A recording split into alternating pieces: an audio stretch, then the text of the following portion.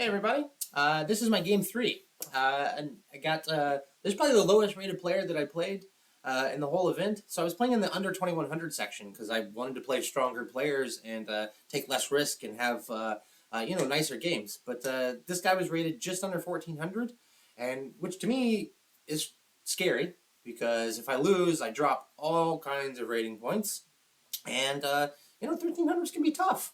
1400 player. I played d4 and d5, and immediately I'm like, yes, this is my wheelhouse. I love this d4, d5 stuff. The Slav and the Queen's Gambit decline, feeling good. He plays e5, and I'm like, damn it. Which is probably what he wants, because, again, I just haven't spent that much time looking at this Albin Counter Gambit, and it's like we're 3 games in a row, and I've gotten sort of weird openings in all 3. I got like this super solid, obnoxious Slav line, I got the hillbilly attack, and now the Albin. Like, come on, guys, give me something I've been studying. So again, I'm not on my own just yet, but I'm pretty close to on my own. So I know that we take, he plays here, I know we go here, plays knight c6, and now technically I guess I am on my own because I messed up the move order. We should just play knight d2, but I thought, oh, he'll play bishop to b4, and that's annoying. That's not annoying, it's fantastic. Because now we can play a3, he'll take, we can take with the queen, we're putting pressure here, making it hard for him to attack this guy, and then, he comes in to try to attack the other pawn, we can play b4, he comes out, we play bishop b2, and we're going to win a pawn. We're just going to be up a clean pawn out of the opening. So for example, like takes, we can even play this way. He can't capture here. This is nice because we'll take the queen, he'll take back, and then we just win a piece. And we're doing great. So he's got to play queen to e7. We can even just play here. And we're super solid. We're doing fantastic. We have tremendous pressure here. We're threatening to win the knight. It's not clear how he's even going to deal with this knight attack. He's got to play f6, which is not like a feels-good move at all. And so, again, I was afraid of this bishop b4, and I don't need to be. So that's takeaway number 1. So I played a3, preventing him from making a bad move. I'm nice like that. I know he's a low-rated player. I'm trying to help him out. He plays here, and now I played knight to bd2. Turns out we don't have to play knight bd2. We can just play h3. h3 is a fantastic move. He captures, we take back with the pawn, and this is actually quite good for us. And we'll see, this kind of theme came up later in the game. So I went with the knight, and again, I have this opportunity to play h3, which would be nice, but we're kind of transposed back to theory now, which he breaks immediately. So in this line, if we do this from a different move order, so for example, if he played this bishop out earlier, then we really do play this a3. So this is kind of where I got mixed up, because there's some similar lines. We have one line where we play a3 early, and one line where we don't. And I got them jumbled in my head, which is kind of a point I wanted to talk about, and that like a weakness of mine or a problem that I need to overcome is that I rely too heavily in the openings on trying to remember theory rather than calculating and coming up with the best move. So it's one thing if you're in a position where you just know that this is the right move and you just play it on memory. But in a situation like this where my memory was a little bit shaky, I didn't actually calculate. I just said, okay, I looked at the ceiling, I closed my eyes. I'm just trying to remember, which is not the best, in which I got myself kind of out of my own prep. We did transpose back into it. He played queen to d7. And again, I should probably play this h3. This h3 is kind of the big takeaway from early in the opening. I chose to just play mundanely, but this gives him some ideas of playing this bishop to h3, and I don't want to let this bishop go, because this bishop's really nice. So he didn't do it. I went here, and he went here, and now he brought this knight in. And here I played queen to d5, which again, I played this because I thought it's what I remembered was the best way to play, the theory. And it kind of is, sort of. In the position where we play this from the repertoire, from the ChessGoals repertoire, it's almost identical to this, except the queen is on e7, and then we play this queen out to a4. The difference is now is with the queen on d7, he always has this attack, and we've probably forced to trade queens.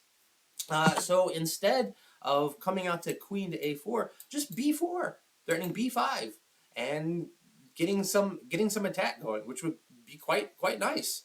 Would have been an excellent way to play. Also, we have this idea of just e6, which says, yeah, sure, you can have my pawn. You're going to get it anyway. But I'm going to kind of mess up your structure a little bit. This would have been another interesting idea. But b4 is definitely a better way to play. And so, say for example, if he just tries to grab this pawn, well, now I just play b5, and he's in trouble, a lot of trouble. For example, it's not clear what he's going to do, because this knight's got to move. So, for example, he'd have to take this way, which maybe isn't the way he wants to take. Because now I can just play bishop b2. This pawn is quite weak. I have good chances to get it. If he tries to come back and defend it, well, hello b5, and I win a pawn. So b4 is definitely a stronger way to play this. Again, if I calculated and just thought about the position with fresh eyes, instead of trying to like remember my theory, I would have probably fared a lot better here. So I played here. He moved the king out of the way, and now I played b4, and now he just takes this pawn. Okay. I don't really have anything better now than to just trade queens, which is what I did. Traded queens, and now I'm not sure if I like my next move or not. I played c5, and it felt like this is slow and maybe not the right plan. It turns out it is a fine move. My point is that I never want to allow him to play c5, and I want to isolate this pawn, and I'm going to go try to win this pawn. Great. And this is a clear idea. There's nothing really particularly wrong with it. It's just probably unnecessary. I mean, I could just play this directly. And okay, fine, play c5, I dare you. Well, he just takes. I can take. Fine, he takes here, not a big deal. And I can go knight to b3. And okay, he probably needs to move this bishop. I mean, he can try to defend it. This would be fine. But now I can just grab. I mean, I can grab this guy. And he takes. Is this what I want? No. I can just take the pawn. I can just take the pawn. I just take. Just take. He can take here. I'll take back. I'm defending this pawn. And yeah, go ahead. You can grab this pawn. That's true. That's true. But I have this check, and I'm gonna go win this pawn. So really, this idea of c5 again, it felt a bit slow. I should have just developed, and this would have been a lot nicer way to have played. I mean, he's not gonna. Maybe I play c5 next move after this bishop is already here, but didn't do it. Instead, not c5, but I played c5. He played bishop e7, and now I play bishop b2, and he captures here. And this, I didn't react the best way here. I took with the knight. I should just take with the pawn, which is what I ended up doing a move later anyway. But the point is this knight is actually really quite nicely played. It's controlling the c4 square, which restricts this knight, because he wants to go here, and then here, and this is kind of annoying. And this knight stops this. And it also blockades this pawn, and later might go to b3 and help me attack it. Whereas this knight, it's a bit awkward for him to defend it. It takes two moves, whereas it only takes me one to attack. And he can't actually spin to move on it. He's got to do something with the bishop. So for example, I would go here, and then I'm going to play f4, keeping this knight out of here. He stops me from going this way, but, you know, I can just go the other way. So, for example, bishop f6, maybe I play knight to e4, and I make this bishop, tough question. You're going to let me take it? Probably not. Probably not. So this knight is a useful knight. Instead, I captured this way, and then when he took here, then I took with the pawn. And I didn't like this idea. I thought he would come here, and then I thought I'd have to move the bishop. I was only looking at g2. I should definitely come to e4. And then I thought he'd get the knight to c5, and this is annoying. I didn't like this at all. This made me unhappy. So I took with the pawn, and he surprised me with his c6, because I thought that he would play here immediately. And then I thought he would get to c5. But really, I thought I was going to have to play rook to c1, which I can't play. I just can't, because he has knight d3. But what I have instead is just bring the rook into d1, and I'm just attacking the pawn. And he's got to try to defend it in some way. And now maybe I can... maybe I brought the wrong rook here. Maybe I should bring this rook. And yeah, and if he tries to come across now, I can bring this rook, then I can play f4, I kick the knight back, and I have good pressure. Would have been the way to have played this. But instead, he didn't do that. He played c6, which I thought was really strange, and it kind of a committal move. He solidifies 2 pawns on light squares now. And the most logical trade that's probably going to happen is these 2 bishops, which means I'm going to be left with this light squared bishops, which means he wants his pawns on what color? Not light squares. As this you see, he's going to put a lot of pawns on light squares, and we're going to see how that plays out for him. So I played f4, keeping the knight out. I was happy to get to do this. He brought the king up, which, again, surprised the heck out of me. I brought the rook to the e-file. I have kind of a nice threat now with this bishop here, kicking this rook away, and then f5, kicking this knight away, and then we pick up the old bishop. He saw this idea, moved out of the way, so I just brought my other rook to the center, and now he brings his rook in, and I was like, all right, I'm not quite sure what to do here. Probably I should just play rook d3 in here. I chose to play h4, which I just thought this was like a space-gaining move and maybe provoking something bad from him, and it did. He played h5, and this is probably the losing move, because again, he puts another pawn on a light square. And so immediately I attack it, and he should just give up the pawn. That's really the best he can do, because he comes back here, and this is awkward. Because now I play rook to e4, and he's got no good way to defend this guy. None whatsoever. He chose to play here. I just capture, and it looks like that. So I thought this was the easiest way, but there's kind of a way that he can try to make this awkward for me. I thought that he might play here, but I have a nice move. I intended just to play here with check, and then I'll exchange the rooks, and then after he takes here, I can probably take back with the pawn and double my pawns. But it turns out I actually have even better. I play here, which surprises me because it lets him take a rook with check. But I come here, and the point is I'm threatening this knight and this rook, and it's tough. So, for example, something like here, I can just play this. And again, he can't really take here because I'll take here with check, and then I'll get this pawn, then I'll get this pawn, I'll probably get this pawn, and 4 passed pawns is probably good enough. I didn't actually see this. I was just going to play the more mundane check here, trade, and just be happy to be up a pawn. So instead, he captured, I took, we traded a pair of rooks, he brings the knight out, I drop the rook back, and we got a game. He plays b6. I dropped the bishop back. I wanted the bishop over here because again, these pawns are on light squares, and I wanted to go try to attack the f7 pawn. He brought this rook in. I brought my king across so that there was no check on e1. He brought this rook in. I played here, and I had an idea of like, do I want to take here? Do I not want to take here? I really wasn't sure. I thought that he would probably play like this, and then I had to decide, do I think this rook ending is good? And I would come here, and I thought that he would play like this. I would play here, he would go here, I would munch with check, he would come this way, I would munch with check, or no, sorry, not with check, he would come here, and then probably I'll grab this pawn, and it's clear that I'm going to be, I think it's clear I'm going to be faster. I don't know, he's going to grab here, and, he's going to race this pawn, and I'm going to try to race my pawns. And I thought this was probably okay. I would have needed to calculate this a lot because these kinds of innings scare me because I'm giving him some counterplay. It's not like he has nothing to do. He has a very clear plan. His plan is he's going to go make his own queen. And these things scare me. This is totally winning for me. I can probably do something like check and come around behind the pawn and make it difficult for him to push. And while I'm also covering my own queening square, that's probably a way to have gone. But I thought that something like this, going into a rook ending, was probably his best chance. Instead, he chose to come here, and he wanted me to take and let his knight come in with a check, and then I would have to move my bishop, but I just brought the king up. And now he captures, I went here, and he came in, no problem. I went back to d1. I'm kind of dominating the knight. I'll bring the king up, and this knight's got to get shoved back. So he played another pawn on a light square. He's got everything but one square, one pawn on light squares.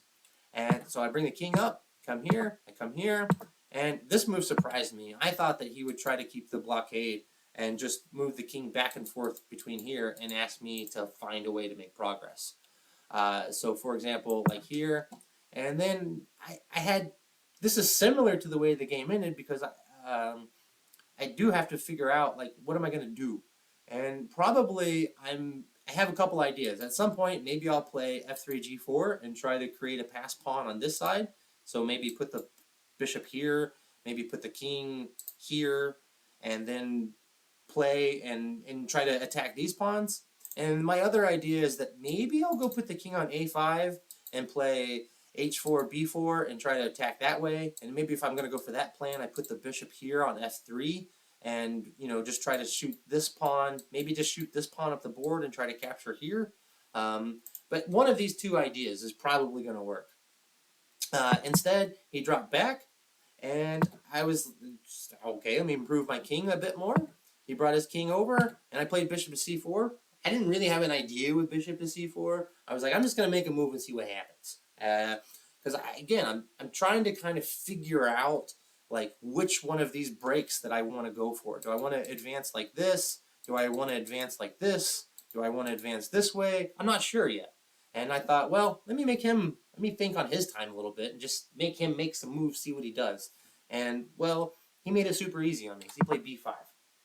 He apparently thought that I was just going to play b5 directly, and then after he took, I was going to come here, and this was apparently going to be like real bad for him. Maybe he's right. I don't know. Let's give him a move and see what happens.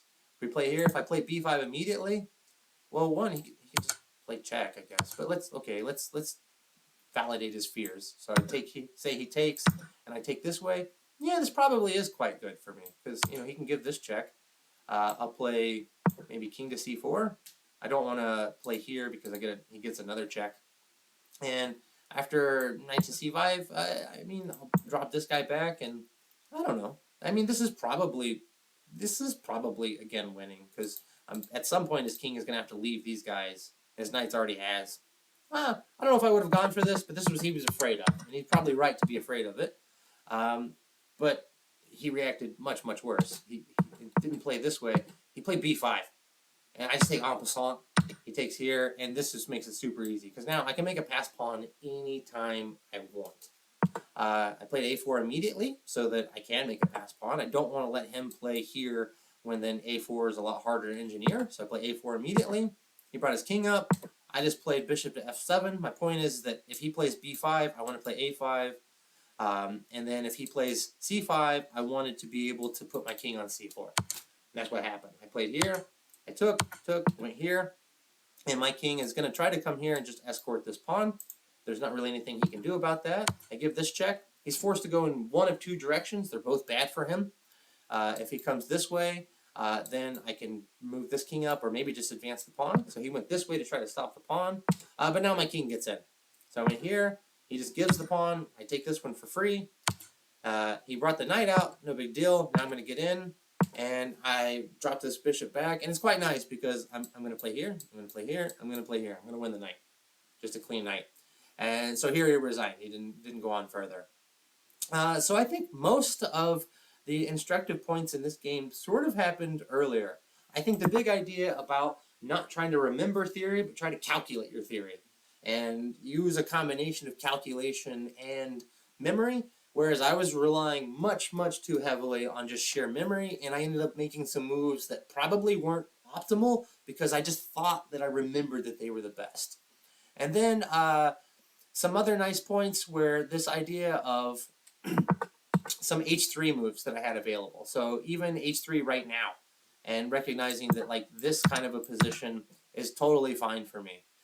For example, he can play here, and maybe I just play f4, and he moves the knight right back, and I should be pretty comfortable. I can play bishop to d3. I'm going to get castled quickly. I'll play b4, b5, knight here, and put pressure on this guy. And I think this would be a really comfortable way to play the position, and something I'm definitely going to try to remember. This h3 idea. I had a couple opportunities for that. And then the other point that I wanted to think about was even after we got to this exchange, this idea that like I didn't need to play c5 because c5 from him was a poor choice and not something he could do anything about. And then the other thing that I thought was really nice was if I was going to take with the pawn, do it right now and leave this knight and recognize that this knight is controlling c4 and gonna be useful for attacking this d4 pawn. Alright guys, thanks a lot, and I hope that this was instructive for you and you appreciate it. Thanks a lot. Bye-bye.